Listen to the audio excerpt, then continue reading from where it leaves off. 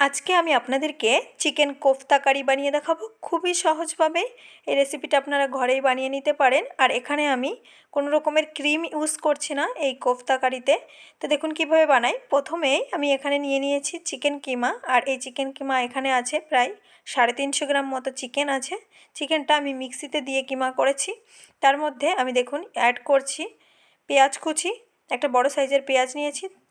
আর নিয়ে নিয়েছি একটু ধনেপাতা কুচি। দিয়ে দিচ্ছি স্বাদ অনুসারে লবণ, হলুদ গুঁড়ো, দিয়ে দেব জিরে গুঁড়ো,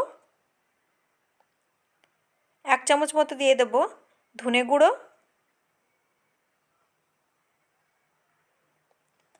আর দিয়ে দেব 1 চামচ মতো গরম মশলা, আর দিয়ে দিচ্ছি একটু লেবুর রস। এর বদলে আপনারা ভিনিগারও ইউজ করতে পারেন, তবে লেবুর রসটা দিলে একটু টক টক ফ্লেভার আসে, আমার কাছে বেশিই পছন্দ। দিয়ে দিচ্ছি আদা রসুনের পেস্ট। আর এখানে একটা কাঁচা লঙ্কাও দেওয়া আছে, ঝালের জন্য একটু কাঁচা লঙ্কাও অ্যাড করেছিলাম, তো আমি একসাথে পেস্ট করে ইউজ করলাম। আর দিয়ে দিচ্ছি 2 চামচ মতো কর্নফ্লাওয়ার। এবারে হাত দিয়ে সমস্ত কিছু ভালো করে মেখে নিতে হবে। এখানে অবশ্যই হাত দিয়েই মাখবেন, তাহলে মশলাটা ভালোভাবে মাখানো হবে। চামচ ইউজ করলে ভালোভাবে কিমাটা মাখানো হয় না। তো দেখুন হাত দিয়ে আমি ভালো করে মেখে নিলাম, আর এইভাবেই 10 মিনিট মতো রেখে দিয়েছি। তারপরে দেখুন কোফতার আকারগুলো দেব। আমি এখানে একটা কড়াইতে তেলটা গরম বসিয়ে দিয়েছি, আর হাতে ভালো করে তেল মেখে এক হাত দিয়ে আমি এরকম রাউন্ড শেপ দিয়ে কোফতাগুলো ভেজে নেব। তো দেখুন ছোট ছোট একটা বল বানিয়ে এরকম হাত দিয়ে পাকিয়ে পাকিয়ে আমি একটা একটা করে কড়াইতে ছাড়বো। আর হাতে অবশ্যই একটু তেল মেখে নেবেন, তাহলে কোফতাগুলো বেশ হাতে চিপকে যাবে না, আর বেশ ভালোভাবে বানাতে পারবেন, মানে সুবিধা হবে। তো দেখুন লাল লাল করে লো ফ্লেমে আমি কোফতাগুলো ভেজে নিচ্ছি। তো ভেজে নামিয়ে নিলাম, আমার কোফতাগুলো রেডি হয়ে গেছে। এবারে কারিটা রেডি করতে হবে। তার জন্য আমি দেখুন কড়াইতে ওই ভেজে রাখা তেল থেকে সামান্য একটু তেল নিয়ে নিয়েছি। তার মধ্যে আমি দিয়ে দিচ্ছি তেজপাতা, গোটা গরম মশলা আর জিরে ফোড়ঙে। একটা বড় সাইজের পেঁয়াজ নিয়েছি, সেটারই পেস্ট ইউজ করছি। তো দেখুন একটা পেঁয়াজ বাটা দিয়ে দিলাম।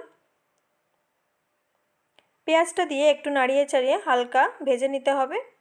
পেঁয়াজটা হালকা ভাজা হয়ে গেলে এবারে আমি এর মধ্যে আদা রসুন আর কাঁচা লঙ্কার পেস্টটা দিয়ে দেবো। এর তিনটেই আমি একসঙ্গে মিক্সিতে ঘুরিয়ে পেস্ট বানিয়ে নিয়েছি। তারপর দেখুন একটা চামচের সাহায্যে ভালো করে নাড়িয়ে চাড়িয়ে মশলাটা একটু ভেজে নেব। দিয়ে দিচ্ছি একটা টমেটো পিউরি। টমেটোটা দিয়েও আবারও নাড়িয়ে চাড়িয়ে মশলাটা একটু ভেজে নিতে হবে।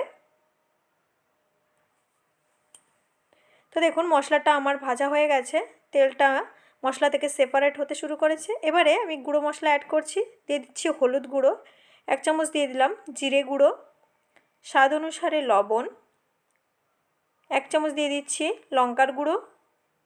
দিয়ে সমস্ত কিছু আবারও ভালো করে গুঁড়ো মশলার সঙ্গে মিক্স করে নিতে হবে। তো দেখুন মশলাটা আমার খুব ভালোভাবে ভাজা হয়ে গেছে। এবারে এর মধ্যে আমি গরম জল অ্যাড করব। তো দিয়ে দিচ্ছি পরিমাণ মতো গরম জল। আমি ফ্লাক্সে আগে থেকেই জল গরম করে রেখেছিলাম। জলে একটু জাল উঠলেই এবারে আমি কোফতাগুলো এর মধ্যে দিয়ে দেব। এই কোফতাটা অবশ্যই একবার ঘরে ট্রাই করবেন। রুটি, নান বা যে কোনো রুটি বা নান বা যে কোনো রকমের পরোটার সঙ্গে আপনারা খেতে পারেন, সত্যিই দুর্দান্ত লাগে। তো দেখুন 5 থেকে 7 মিনিট মতো আমি লো হিটে জাল করে নিচ্ছি। তো রেডি হয়ে গেছে আমার কোফতাগুলো।